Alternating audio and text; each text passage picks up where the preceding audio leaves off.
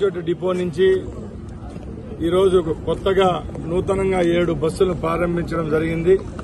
అలాగే తిరుమలకు 2 బస్సు సర్వీసులను కూడా ఇక్కడి నుంచి ప్రారంభిస్తున్నాం.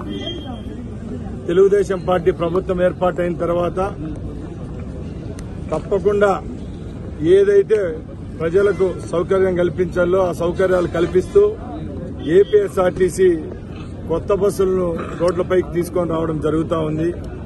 ముఖ్యంగా గత 110 రోజుల నుంచి సగటు రోజుకు 2 బస్సులు లెక్కన ఏపీఎస్ఆర్టీసీ నూతనంగా బస్సులను ప్రారంభించడం జరుగుతూ ఉంది. ప్రజలు ఒకటే గుర్తుపెట్టుకోవాలా, ప్రజల కోసం ఏర్పడిన ఈ ప్రభుత్వం ఇది. ముఖ్యంగా గత 5 సంవత్సరాల్లో ఏపీఎస్ఆర్టీసీ పూర్తి నిర్వీర్యమైనది. ముఖ్యంగా 5 సంవత్సరాలు ఎక్కడా కొత్త బస్సులు తేవడం జరగలేదు. ఇప్పుడు మా ప్రభుత్వం ఏర్పాటైన తర్వాత ఏపీఎస్ఆర్టీసీలో ప్రక్షాళన మొదలైంది. రేపు 5 సంవత్సరాలు ఏ విధమైన చర్యలు తీసుకుంటే ఏపీఎస్ఆర్టీసీ గాడిన పడుతుందో ఆ చర్యలు తీసుకునేదానికి రాష్ట్ర ప్రభుత్వం అలాగే రాష్ట్ర రవాణా శాఖ సంస్థ కూడా చర్యలు తీసుకునేదానికి సిద్దంగా ఉందని తెలియజేసుకుంటున్నా.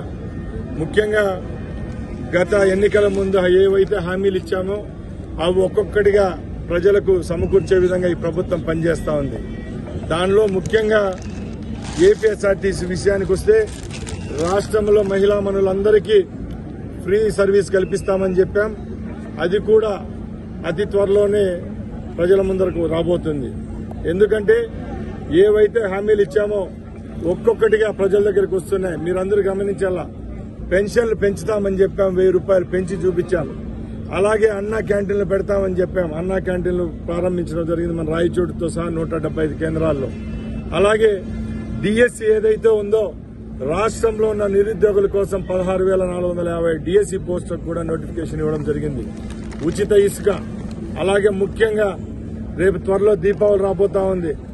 రాష్ట్రంలో ఉన్న ప్రజల కోసం ఒక శుభవార్త చెప్తున్నాం. ఏదైతే హామీ ఇచ్చామో సంవత్సరానికి 3 సిలిండర్లు ఫ్రీగా ఇస్తామని చెప్పాం. ఆ పథకాన్ని దీపావళి రోజున ఈ రాష్ట్ర ప్రభుత్వం రాష్ట్రంలో లాంఛనంగా ప్రారంభిస్తున్నాం. ఇది అంతటికీ కారణం ఏంటంటే ఈ రాష్ట్రంలో మొన్న జరిగిన ఎలక్షన్లలో కూటమి ప్రభుత్వానికి ప్రజలు కట్టిన పట్టానికి నిదర్శనం. ఎందుకంటే గత 5 సంవత్సరాలు నలిగిపోయినారు. ఎప్పుడైతే చంద్రబాబు నాయుడు గారు రాష్ట్రంలో, మోడీ గారు కేంద్రంలో ప్రభుత్వం ఏర్పాటు చేశారో జనాలంతా సంతోషం వ్యక్తం చేశారు. వాళ్ళ సంతోషాన్ని గుర్తు పెట్టుకుని వచ్చే 5 సంవత్సరాలు ఈ రాష్ట్రంలోనైతేనే భారతదేశంలోనైతే సువర్ణ పరిపాలన అనేది ఇచ్చేదానికి మేము సిద్దంగా ఉన్నామని తెలియజేసుకుంటూ సెలవు తీసుకుంటున్నా. జై హింద్.